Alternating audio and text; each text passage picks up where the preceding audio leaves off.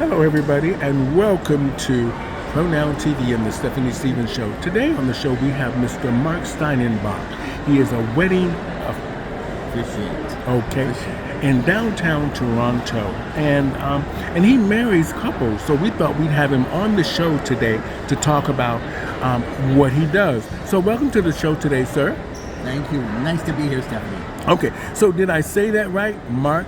Steinbaugh. Okay, and you are a wedding officiant. Okay.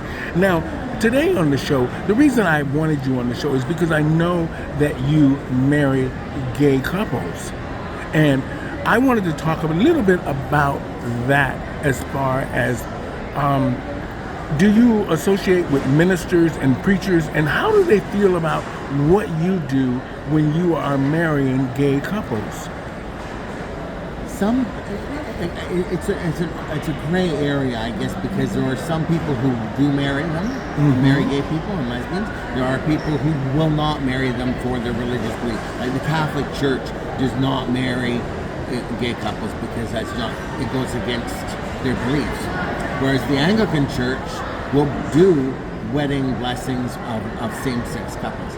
I do actual marriages of gay and lesbian couples. I've married a lot of them actually here in Toronto who have come from other countries, who come here because it's safe for them to be married here. We're in their home country. This would be a big no-no and probably a punishable no-no to be married to a same-sex person. So I think, I always talk about during all my weddings, I do a little thing about what is a wedding. And a wedding is really a celebration of love. That's all a wedding is, no matter if it be a small event with just a couple and their two witnesses, or it be 400 people in a grand hall someplace. You celebrate the fact that two people were fortunate enough to find each other. The person that they clicked with, the person that they knew in their heart was the person that was their soulmate, the person that they wanted or are meant to spend a majority of their life with. It has nothing to do with your religion, the country you come from, your sex, your eye color, your hair color. None of that matters. What we celebrate is the fact that two people found and fell in love, and that they've extended that to the people that they want to have present as their guests or their witnesses. They invite the people they want to be with on the day of that big milestone in their lives. And those people in turn show their love and care for the couple by taking time out of their schedule, usually on a Saturday or a Sunday, by coming out and witnessing that moment, that special moment when those two people say, yes, we want to be partners in life for life. So that is, and I do that at every wedding. I talk about what it is. We celebrate is love and two people finding it. That's all a wedding really is. Okay. Now, I know today is such a big thing because this is Pronoun TV. We would just like to ask you, what are your pronouns? Oh, he and him. Okay. Now, have you ever married a Jewish couple and a Palestinian couple? Yes, as a matter of fact, I have. And I've actually married a Russian and a Ukrainian who actually I just remarried a couple who were married in the Ukraine. He was Russian, she was from the Ukraine. They had to divorce while they were over there there was certain reasons that they didn't want to share with me, but they actually had to divorce while they were in Ukraine. Then they came to Canada, they got settled here, and then they remarried each other. So it's very funny that I can meet people of those backgrounds. They can get along very easily, but the two countries can't get along. So, I'm marrying a Jewish person to a Palestinian. I'm marrying a Russian to a Ukrainian. They get along, they found love, but for some reason the countries can't do it. And maybe they need to sit down with some of these couples and find out what they're doing right. Have you ever met a couple that understands or seeking your services, but yet they refuse to marry, for you to marry them because of you've had same-sex couples or you've had these other different religions? Not one. I have had. Normally, what I get told by people is that they're thrilled that I'm open to doing all those marriages. That I'm welcoming and I'm warm and I want to play a small role in these people's special day.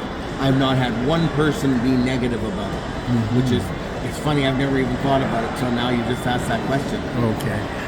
Now, in between, have you ever married a black couple? Yes, many. Okay, many. All right. Now, how do you feel about the backpedaling on marriage, the same-sex marriage, all of the hate and hatredness that's going towards the LGBT community now? And what do you think, I mean, mainly with Florida and all of the laws that they're trying to turn back now, like let's say with, the books, Black history being read in schools, also about the LGBT deciding what gender you are or how you identify or how these things are in the courts, and because of school and maybe because of religion and maybe because of the difference of opinion. What do you think, how do you think the LGBT community should approach the new government that's coming into office now about trying to make sure that their rights and their voices are heard? I think, it's sad that people who fought long and hard with equal rights for marriages, equal rights for blacks, for everybody, and there's a group of people who are not happy about what has happened, and as you call backpedaling. I think it's sad that that's happening. There's so much hatred in the world, and for whatever reason, I don't understand. You get so much more out of loving people and caring for people and taking care of each other than you do expelling all that hate. Because all that hatred does is fester in you. It makes you actually a very miserable person, a very mean person.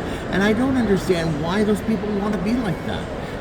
I don't know, maybe they've never sat down and had a conversation with a gay person or a black person or someone who they have such strong opinions about. How well do they know the situation? Do they know anybody that's in that situation? Maybe they need to be better educated. Maybe they need to be better educated before they start taking up these causes and saying we're going to roll it back, and those people shouldn't be married together because they're the same sex, or those people shouldn't be this because they're black or Palestinian or whatever. I just don't get it. I know a lot of people they call themselves spiritual now, not religious, but even people who are spiritual, it's based on the Bible. And the Bible is a lot of things that you can read into. It has nothing to do with religion. It has being kind and loving to your fellow man doesn't have to have anything to do with God. That's just a common sense rule. That you take care of each other. We get further by taking care of each other and by loving each other and looking out for each other than we ever possibly can by being against each other and hating each other. We're stronger together as a group than we are as individuals. And I just don't get that these people they're battling a lost cause, really. They're putting a lot of time, effort, money, energy into a lost cause. Take the time, find some people, meet them, sit down with them, talk to them, listen to their side of the story. Put your side away for a little while and listen to what the other side has to present. And I think that they would learn a lot that they did not know that might convince them that what they're thinking is totally inaccurate. Now, as a senior person, I'm assuming. Who are we talking about? Is there a senior here? Now, they wanted to roll back the retirement age. I know. So, what do you think about that? I'm totally against it. I don't understand that.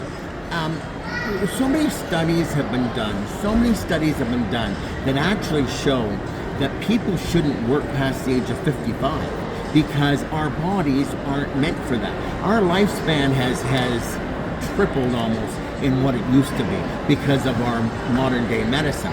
So people only had to work a specific amount of time. A lot of people never lived past 40. Now we're living to be 80, 90, 100, and they still want you to work as if you were 50. It's impossible for people, and I've met so many families where someone has worked till 65, sometimes even 70 because they were allowed to. They forced themselves to work and they retired. And a month later, I'm reading their obituary in the newspaper I'm hearing about because they worked almost up until the day they died. So all they did was work to live. That's all they did was work to live all their lives. Mm-hmm. They really, when it came time that they had free time they could enjoy life, it was snapped away from them just like that. I think that we have a population of people who are looking for work. Mm-hmm. Let people retire at 55. Let them enjoy their lives. Let them find a small part-time job if they want to.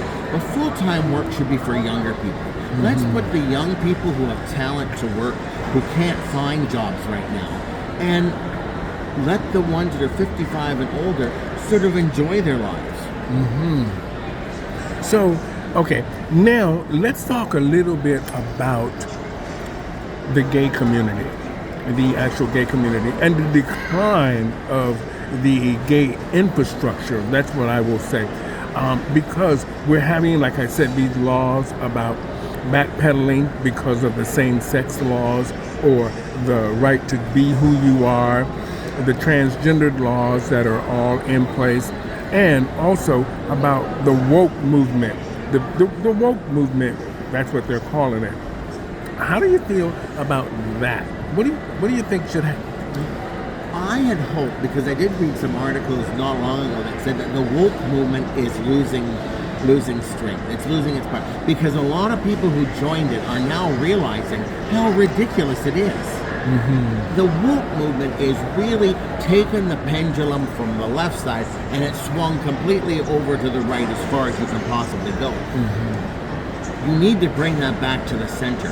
The woke movement is I think, losing strength. I think people are realizing that a lot of the stuff that they sort of thought they believed in or supported is wrong, or they're finally waking up and realizing they may have supported a couple of the things that woke sort of represented, mm-hmm. but they've just gone to the extreme.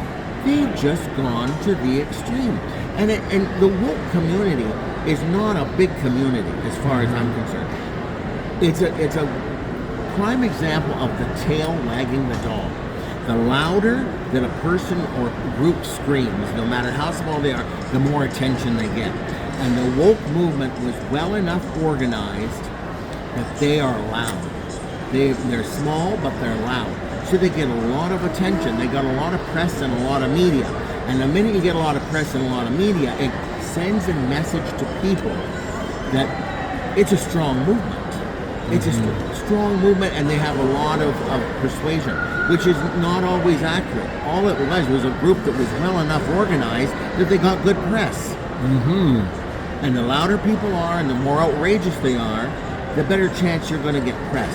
Because good things, and when people get along, when there's no wars, that doesn't sell newspapers. Mm-hmm. That doesn't sell newspapers. It doesn't sell media.